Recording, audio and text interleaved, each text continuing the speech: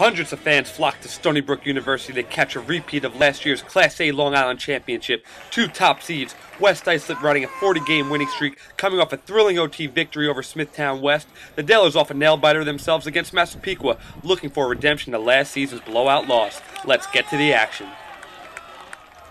No score early on in the first when Sal Tuttle turns on the jet, swims over his defender, and puts one low past Kyle Turry for the game's first goal. Tuttle did his thing with 3 goals and 1 dime on the day.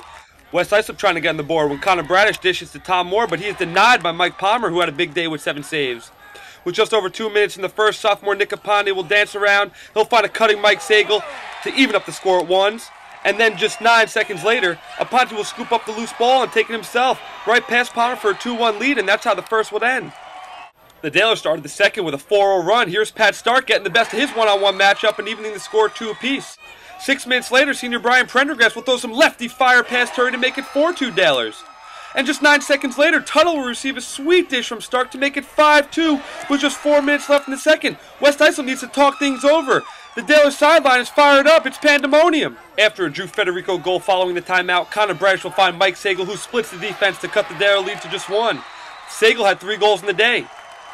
And then Bradish will get some love from Aponte and rope one past Palmer from 15 yards out. And just like that, we've got a ball game again. It's 5-5 at the half. Liam Bryans put West Islip up 1 early in the third, but was quickly answered when Tuttle finds a wide-open Greg Catalano in front of the net. That tied it up at 6s. Then watch as Corey Hendrickson okey-dokes his defender and drops one past the feet of Turry to go up 7-6. Bradish will try to tie it up, but Palmer was there once again to wall up the pipes for the Dalers. But Captain Sagal to the rescue again, this time from 15 yards out, the jumper. It's good, tied at 7 going into the 4th.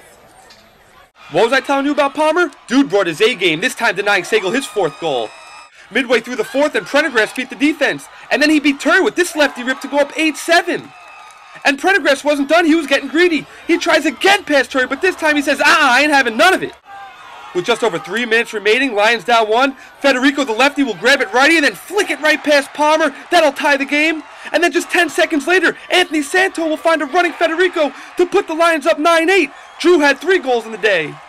And the Lions bench erupts. On the ensuing possession, Federico will try to put the game away, but Palmer with another brilliant save. And then West Islip will turn the ball over in their own zone, giving the Dalers another shot, and they'll take advantage. Here's Tuttle. He's looking to dish. He'll take it himself as he's checked, falling away. Tie ball game. We're tied at 9 going into overtime again.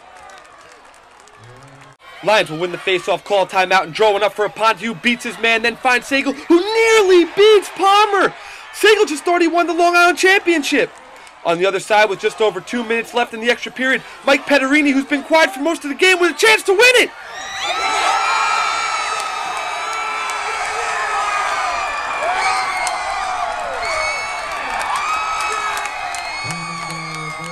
Absolute elation for the Dalers, who advance to the state semifinals. Heartbreak City for West Islip, who falls to 19-1 in the season.